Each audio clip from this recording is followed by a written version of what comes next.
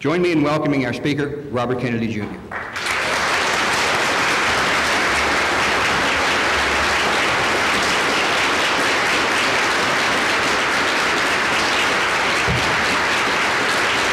Thank you very much. I'm really very, very happy to be here in Charleston. I've been here on several occasions in the past, doing a lot of campaigning here since the 1970s, and also when I was in law school at University of Virginia, I used to come down here a lot to do whitewater. But West Virginia is a place where my family's always felt welcome, and I think everybody in my family considers this the state that made John Kennedy president in 1960. My father had a great affection for West Virginia and spent a lot of time here when he was doing his Appalachian hearings. And last night, actually, I went to dinner, and a couple of people came up to me while I was at the table. I went to a restaurant here in Charleston, and some people came up to me while I was at dinner. One of them said to me, and shared stories about my family. One of them said to me that he had walked the streets of Charleston with my uncle, with President Kennedy, back in 1959 and 1960. And I get that wherever I go, which is a wonderful thing for members of my family, that, you know, people remember my uncle and my father so fondly 30 years after their deaths, and with such affection that they come up and share those memories with us.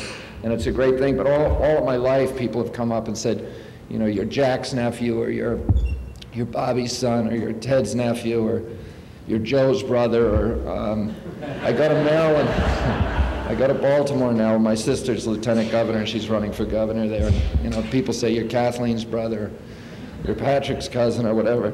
But I was in Toronto, actually in Saskatchewan last week, and I was up at a Cree Indian village up there talking to a little school, and some of the students came up to me afterwards and said, "Oh, you're Arnold's cousin." That was a new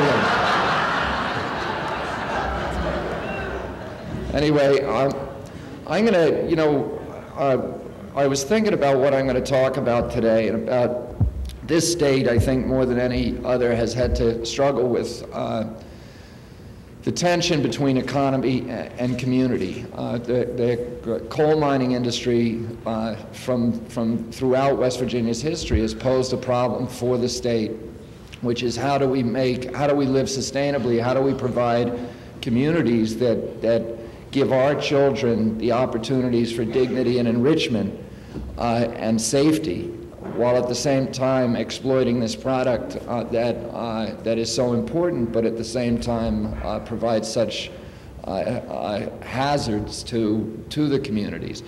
And I think that ultimately all of our communities have to struggle in some way with that question, but it's in starker relief in West Virginia, perhaps more than any other place in the country. And so I want to talk about the environment in the context community.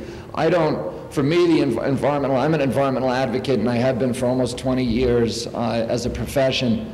I don't look at the environment, I don't look at this kind of advocacy as a matter of protecting fishes and birds for their own sake. I think the environment is about protecting our community. It's our home, and it's how we live, and we recognize that the fishes and the birds and the clean water enrich us, and they give us those opportunities for dignity and enrichment that are so necessary, particularly during an industrial age, and that it's really about community advocacy ultimately.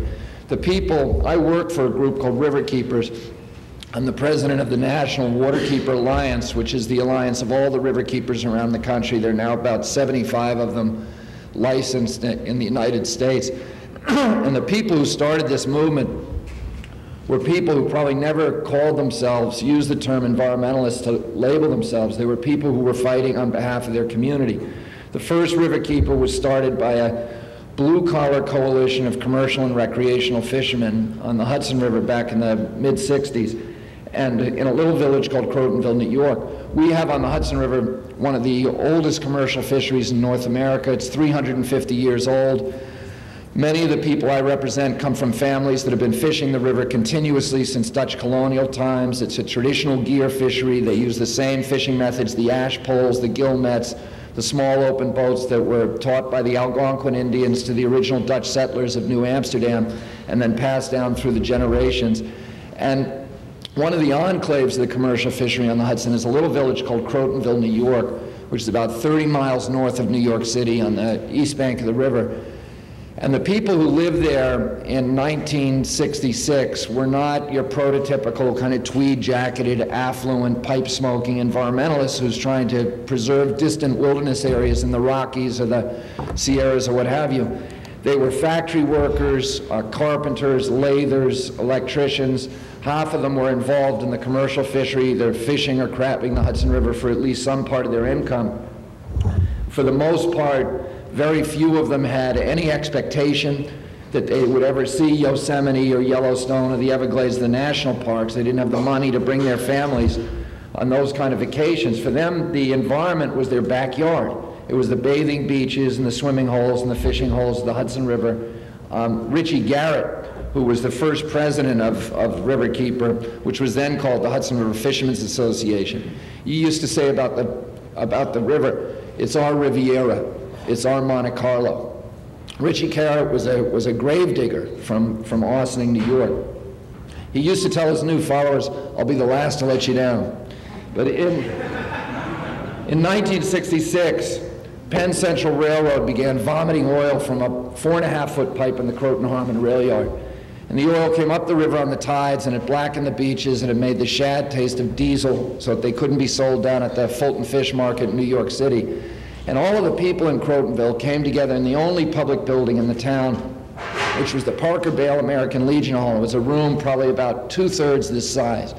And there were 300 people in it that night, leaning against the rifle racks, hanging from the rafters, jammed tight, talking about the environment and the Hudson River. This is a very patriotic community. Crotonville had the highest mortality rate in the town in which it sits during World War II of any community in this country. Almost all of the, because virtually the entire male population joined the Marines the day after Pearl Harbor. Almost all of the original board members, officers, and members of Riverkeeper were former Marines. They were combat veterans from World War II and Korea, or their families.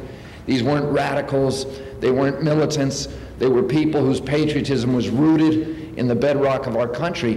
But that night they started talking about violence because they saw something that they thought they owned, which was the abundance of these fisheries that in some cases their families had exploited for generations, and the purity of the Hudson's waters.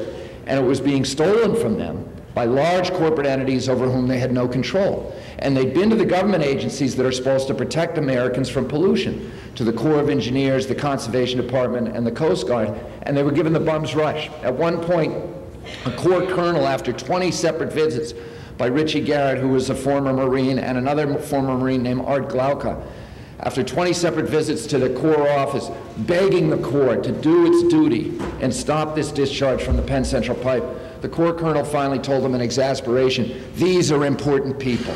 Speaking of the Penn Central Board of Directors, we can't treat them that way.